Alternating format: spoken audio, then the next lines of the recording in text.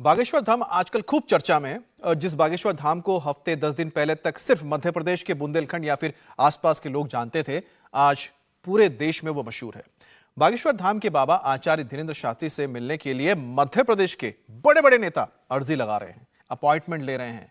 जो कांग्रेस कल तक धीरेन्द्र शास्त्री के कथित चमत्कारों को गुमराह करने वाला बता रही थी, वो आज बाबा की तारीफ के पुल बांध रही है, क्योंकि अब मध्य प्रदेश के नेताओं को यह साफ साफ दिख रहा है कि बाबा का जो प्रभाव है चुनाव में जरूर पड़ेगा। अभी मध्य प्रदेश के चुनाव में 9 से 10 महीने का वक्त बाकी है और यह भी तय है कि आने वाले समय में बाबा की जो लोकप्रियता है और पॉपुलैरिटी है वो बढ़ने वाली है। बाबा के भक्तों में पार्टियों को वोटर नजर आता है और इसलिए मध्य प्रदेश की सियासत में जो हो रहा है वो ये है कि बागेश्वर शरणम गच्छामि।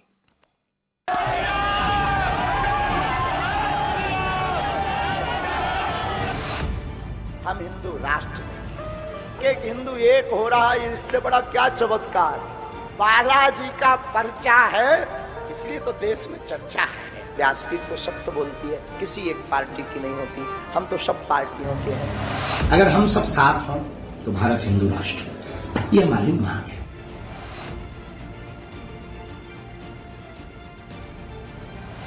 बाबा ने किया हिंदू राष्ट्र का आह्वान, तो सब चले शरण बागेश्वर धाम। जो हमारे धार्मिक लोग हैं वो अपने धर्म की बात करें, ये इसमें कोई खराबी नहीं है। तो इस पे कंट्रोवर्सी करने का कोई औचित्य कहीं नहीं है और कहीं ना कहीं सनातन धर्म का अपमान भी है। देखकर बाबा का प्रचार, कांग्रेस के बदल गए विचार। रायपुर में 7 दिन की कथा खत्म करके कथावाचक आचार्य धीरेन्द्र शास्त्री आज छतरपुर के बागेश्वर धाम लौटे। धीरेन्द्र शास्त्री का स्वागत ऐसे ही हुआ। ढोल नगाड़े, फूलमाला, भारी भीड़ और कार के सनरूफ से लोगों का धन्यवाद। आचार्य धीरेन्द्र शास्त्री का यह स्वागत बनता है क्योंकि 7 दिन पहले वो एक लोकल कथावाचक थे, आज वो नेशनल हो गए हैं।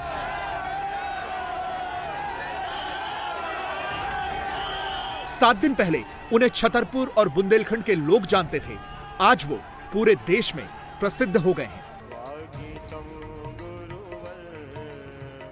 तो क्या बाबा के इसी प्रताप को देखते हुए कांग्रेस के सुर बदल गए हैं? जो कांग्रेस पार्टी कल तक बागेश्वर धाम वाले बाबा धीरेन्द्र कृष्ण शास्त्री पर सवाल उठा रही थी, वो आज बदली बदली सी क्यों नजर आ रही है? जो कांग्रेस कल तक बाबा को चमत्कार के नाम पर गुमराह करने वाला बता रही थी, उसे आज धीरेन्द्र शास्त्री का अपमान, सनातन का अपमान क्यों लग रहा है? पालने बाबा में चमत्कार है तो मध्य प्रदेश में 4.5 लाख का जो कर्ज है वो एक अपनी चमत्कार के द्वारा कागजों में समाप्त कर दें, मध्य प्रदेश का विकास हो जाएगा। जी और क्या चमत्कार देखना चाहते हैं आप उनके? मध्य प्रदेश का विकास का चमत्कार करें। कोई भी अपनी झोली भरने के लिए, आश्रम को वैभव बढ़ाने के लिए, निजी स्वार्थ के लिए अगर कोई काम करता है तो मैं उसको चमत्कार नहीं मानता। वो तो एक तरह का जनता को गुमराह करना है। पंडित जी हैं धीरेन्द्र शास्त्री जी, इनने रामचरितमानस, भागवत, हनुमान चालीसा, इसमें सब महारत हासिल कर लिया है। और जब ये बोलते हैं तो इनके वचनों में ही इतनी शक्ति होती है, लोग लाभान्वित हो रहे हैं, इसलिए लाखों लोग आते हैं। तो इस पे कंट्रोवर्सी करने का कोई औचित्य कहीं नहीं है और कहीं ना कहीं सनातन धर्म का अपमान भी है। नागपुर से जहाँ से ये बात चली, पूरे हिंदुस्तान में इनके प्रवचन हुए, पर और कहीं से नहीं हुआ। नागपुर क्या है आज? भारतीय जनता पार्टी की सरकार, उनका गढ़ और आरएसएस का मुख्यालय है। वहाँ से ये सब स्थिति क्यों पैदा हो रही है? इसका मतलब ये लोग इस तरह की चीजें पैदा करके और फिर पक्ष में खड़े होकर नंबर बढ़ाने की कोशिश करते हैं। मध्य प्रदेश में कांग्रेस के सबसे बड़े नेता कमलनाथ तो एक कदम आगे निकल गए। उन्हें 2023 के भारत का मूड पता है। वो 23 भी भांप रहे हैं। और 24 भी देख रहे हैं। इसीलिए अभी से अपनी पिच सेट कर रहे हैं। कमलनाथ सीधे बाबा बागेश्वर धाम का समर्थन कर रहे हैं। बागेश्वर धाम धीरेन्द्र शास्त्री काफी समय चर्चाओं में है और अंधविश्वास से लेकर तमाम आरोप भी कहीं न कहीं हिंदू राष्ट्र बनाने की मांग कर देखिए, रहे हो। बागेश्वर धाम अपने से मेरी कल ही बात हुई कि मेरा प्रोग्राम बना था वहाँ जाने के लिए, पर तो जो डेट मैं दे रहा था, जो डेट उनकी थी, वो कहीं दौरे में निकल रहे हैं, तो मेरी तो कल ही उनसे बात हुई और होती रहती है। देखिए, बात यह है, जो हमारे धार्मिक लोग हैं वो अपने धर्म की बात करें, ये इसमें कोई खराबी नहीं है। मैं भी चाहता हूँ वो धर्म की बात करें। मैं तो वहां जा रहा था, मेरा प्रोग्राम बना हुआ था, कल ही मैंने उनसे बात करी। पर सवाल यह है कि अचानक से कांग्रेस ने धीरेन्द्र शास्त्री का समर्थन करना क्यों शुरू कर दिया? धीरेन्द्र शास्त्री के हिंदू राष्ट्र और सनातन की बात करने से कांग्रेस की लाइन पलट गई। क्या कांग्रेस ये समझ गई कि धीरेन्द्र शास्त्री का विरोध करने का मतलब हिंदू वोटों का नुकसान करना है? कांग्रेस ये जानती है कि मध्य प्रदेश के विधानसभा चुनाव नजदीक हैं। इसी साल अंत में एमपी में चुनाव होंगे। पिछली बार कांग्रेस ने बीजेपी को मात दे दी थी। हालांकि ऑपरेशन लोटस चला और कांग्रेस की बनी बनाई सरकार गिर गई। 2018 के विधानसभा चुनाव में कांग्रेस को 230 में से 114 सीटें मिली थी, बीजेपी को 109 सीटें मिली थी, बीएसपी को 2, समाजवादी पार्टी को 1 और निर्दलियों के खाते में 4 सीटें गई थी। कांग्रेस हर हाल में यह चाहेगी कि उसका प्रदर्शन पिछली बार से बेहतर रहे और इसके लिए उसे हिंदू वोटों पर निशाना लगाना होगा, जो मध्य प्रदेश में बहुतायत में है। मध्य प्रदेश में कुल 5 करोड़ 40 लाख वोटर्स हैं, जिनमें से 4 करोड़ 80 लाख यानी करीब 90% हिंदू वोटर्स हैं। कांग्रेस को पता है कि उसे मुसलमानों के वोट मिलते हैं। 2018 के चुनाव में कांग्रेस को मुसलमानों के 52% वोट मिले थे, जबकि बीजेपी को सिर्फ 15%। लेकिन कांग्रेस को हिंदू अपर कास्ट और ओबीसी का वोट भी चाहिए। यहां वो बीजेपी से पीछे है। 2018 के विधानसभा चुनाव में कांग्रेस को अपर कास्ट के 33% वोट मिले थे, जबकि बीजेपी को 58%। इसी तरह से कांग्रेस को ओबीसी के सिर्फ 41% वोट मिले थे, जबकि बीजेपी को 48%। कांग्रेस को यही वोट चाहिए, इसीलिए वो बाबा पर ऐसा कोई बयान नहीं देना चाहती जिससे हिंदू नाराज हो, क्योंकि बाबा लगातार हिंदू एकता, सनातन और हिंदू राष्ट्र की बात कर रहे हैं। पूरा भारत का हिंदू एक हो रहा है और हिंदू जाग रहा है।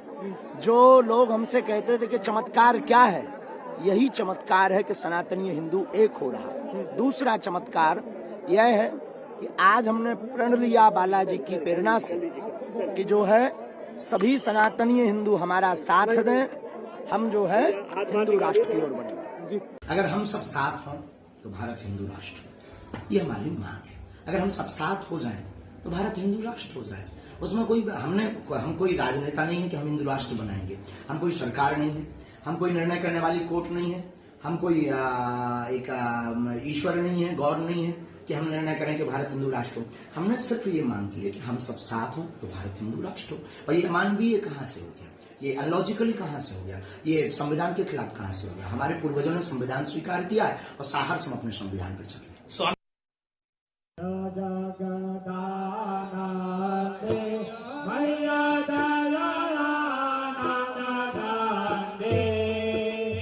राहुल गांधी की भारत जोड़ो यात्रा जब नवंबर में मध्य प्रदेश में आई थी तो नर्मदा के तट पर भगवा पटका पहने हुए उनका ये अवतार भी दिखा था। वो नर्मदा की आरती में शामिल हुए थे।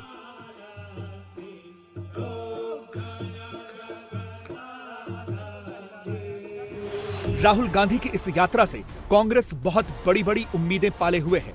उन्हें लगता है कि 2024 में उनका भविष्य बदलेगा।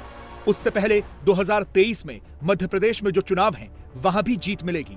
पर अभी तो राहुल का कोई असर नहीं दिख रहा है, क्योंकि मध्य प्रदेश नगर निकाय चुनावों के नतीजों में कांग्रेस हारी है। जिस ओंकारेश्वर में राहुल गांधी ने नर्मदा आरती की थी, वहां भी 15 वार्डों वाली नगर परिषद में 9 में बीजेपी जीती और 6 में कांग्रेस। मध्य प्रदेश में कल 19 नगर निकाय चुनावों के नतीजे आए हैं, जिनमें से 11 में बीजेपी जीती, जबकि 8 पर कांग्रेस। 19 निकायों के कुल 343 पार्षद पदों में से 183 पर बीजेपी जीती, जबकि 143 पर कांग्रेस के पार्षद जीते। भले ही निकाय चुनाव और विधानसभा चुनाव के मुद्दों का बहुत फर्क होता हो, पर इससे किस पार्टी के पक्ष में हवा चल रही है इसका अंदाजा तो मिल ही जाता है। मध्य प्रदेश में 413 नगर निकायों में 3 चरण में चुनाव हुए हैं। जुलाई में 347, सितंबर में 46 निकायों में मतदान हुआ, तो 19 निकायों में 20 तारीख को चुनाव हुए, जिनके नतीजे कल आए।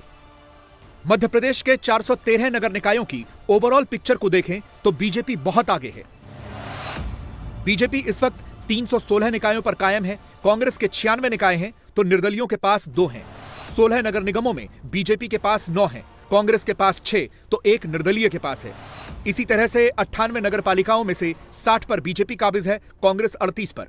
नगर परिषद की बात करें तो 299 में से बीजेपी 247 पर है, कांग्रेस 51 पर।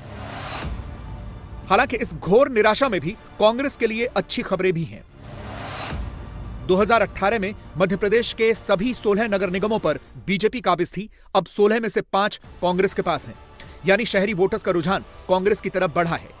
ग्वालियर नगर निगम पर 57 साल बाद कांग्रेस ने कब्जा किया है, रीवा नगर निगम पर 24 साल बाद और जबलपुर में 18 साल बाद कांग्रेस काबिज हुई है। पूर्व सीएम दिग्विजय सिंह के गढ़ राघोगढ़ में कांग्रेस ने 16 वार्डों पर जीत हासिल की, जबकि बीजेपी को 8 वार्ड मिले हैं। लेकिन कांग्रेस के लिए मुश्किल आम आदमी पार्टी और ओवैसी की पार्टी से भी है। हो सकता है कि मध्य प्रदेश में भी वही कहानी दोहराई जाए जो कि गुजरात में दोहराई गई, यानी आप और AIMIM कांग्रेस के वोट काटे और फायदा बीजेपी को मिल जाए। मध्य प्रदेश निकाय चुनावों में इसका परिणाम देखने को मिला है। बुरहानपुर में बीजेपी सिर्फ 542 वोट से जीती। कांग्रेस की हार की वजह AIMIM का कैंडिडेट रहा, जिसने 10,000 वोट हासिल किए, यानी अगर मुसलमानों के ये 10,000 वोट न बंटते तो जीत कांग्रेस की होती। AIMIM के 6 पार्षद जीते हैं, जिनमें 1 हिंदू महिला पार्षद भी है। आपकी मध्य प्रदेश में धमाकेदार एंट्री हुई है। सिंगरौली नगर निगम में उसकी महापौर रानी अग्रवाल चुनाव जीत गई। इसके अलावा भी आम आदमी पार्टी के 64 पार्षद चुनाव जीते हैं। अब अगर यही ट्रेंड विधानसभा चुनावों में भी देखने को मिला तो कांग्रेस के लिए बहुत ज्यादा मुश्किलें हो सकती हैं। इन निकाय चुनावों ने बीजेपी के लिए भी खतरे की घंटी बजाई है। ग्वालियर चंबल क्षेत्र में 2 केंद्रीय मंत्रियों के अलावा शिवराज कैबिनेट में 9 मंत्री हैं। इसके बावजूद बीजेपी यहां से हार गई। इस लिहाज से बीजेपी को नुकसान है, खासकर इसलिए भी कि करीब 2.25 साल पहले जब ज्योतिरादित्य सिंधिया ने कांग्रेस छोड़कर बीजेपी का दामन थामा था, तब कहा गया था कि कांग्रेस के पास इस क्षेत्र में अब कोई चेहरा नहीं बचा। बीजेपी अपने लिए चंबल क्षेत्र में वॉकओवर की उम्मीद कर रही थी, लेकिन कांग्रेस ने ग्वालियर मुरैना जीतकर झटका दे दिया।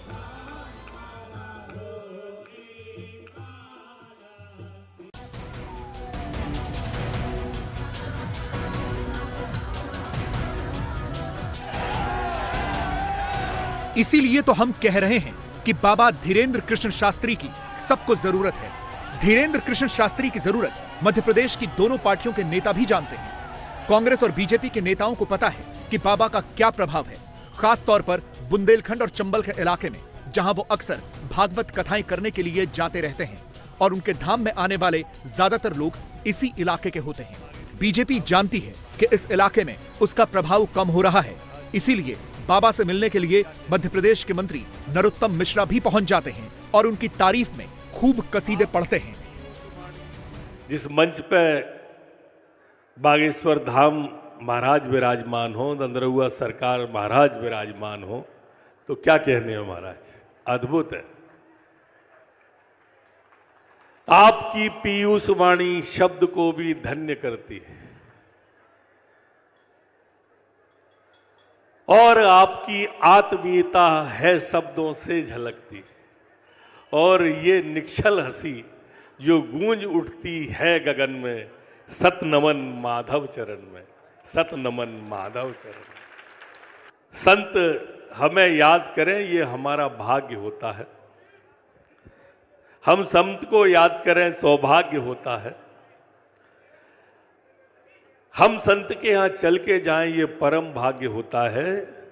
और संत चल के अगर हमारे यहाँ आ जाएं तो ये महाभाग्य होता है, और इतने पर भी नहीं समझे तो दुर्भाग्य होता है। बीजेपी के नेताओं को बाबा की महिमा और प्रताप का पता है, इसीलिए उनके नेता बाबा बागेश्वर धाम के दर्शनों के लिए अक्सर जाते रहते हैं, फिर चाहे वो मनोज तिवारी हो या महाराष्ट्र के डिप्टी सीएम देवेंद्र फडणवीस।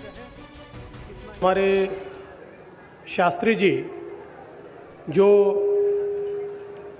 प्रभु श्री राम जी की कथा हम तक पहुंचाते हैं और इस कथा के माध्यम से हम सभी को आशीर्वाद भी देते हैं। आज उनका भी दर्शन करने का लाभ यहाँ पर मिला। मैं ऐसा मानता हूँ कि प्रभु श्री राम जी ये हमारे लिए केवल ईश्वर नहीं, तो वो हमारे राष्ट्र पुरुष भी है और हम सभी को जीवन की राह ये प्रभु श्री राम जी के जीवन से मिलती है। बाबा के दरबार में पहले ही नेताओं की लाइन लगी रहती थी। पहले बीजेपी के नेता जरा ज्यादा थे, लेकिन अब लगता है कि बहुत जल्द कांग्रेस के नेता भी आएंगे और कमलनाथ ने तो कह दिया है कि उन्होंने बाबा से मिलने का टाइम मांग लिया है। दूसरी तरफ बाबा कह रहे हैं कि वो किसी पार्टी को सपोर्ट नहीं करते। बाबा खुले तौर पर भले ही किसी भी पार्टी का समर्थन न करें, लेकिन जब वो सनातन और हिंदू राष्ट्र की बात करते हैं तो समझ में आ जाता है कि उनकी टारगेट ऑडियंस कौन है और फायदा किस विचारधारा को मिलेगा। आपने आज कहा कि हिंदू राष्ट्र बना देंगे हम, तो बाकी के धर्म वाले कहाँ जाएंगे? हम नहीं बनाएंगे, हम नहीं बनाएंगे। भारत का प्रत्येक सनातनी हिंदू बनाएगा, बाकी के धर्म वाले यहीं रहेंगे। कहाँ जाएंगे? तो सवाल जिस तरीके से आपने बोला कि अब हिंदू राष्ट्र बन जाएगा देश, लोग बाहर निकलेंगे, आपको नहीं लगता लोग इससे अग्रेसिव हो जाएंगे? अग्रेसिव नहीं, लोगों को जगाने की बात की हमने, दंगा की बात की नहीं। ये नहीं कहा कि हाथ में आप हथियार ले लो, हमने कहा सब हिंदू एक हो जाओ, सनातनी एक हो जाओ। यही हम चिल्ला रहे हैं कब से। शक्ति का प्रभाव दिखाना यही हमारा उद्देश्य है। बालाजी का दरबार लगाना हिंदू एकता और राम नाम का प्रचार हमारा है, और हम किसी धर्म के विरोधी नहीं। इंडिया टीवी हर वक्त हर जगह डाउनलोड करने के लिए सर्च करें India TV news Google play store या ऐप स्टोर पर।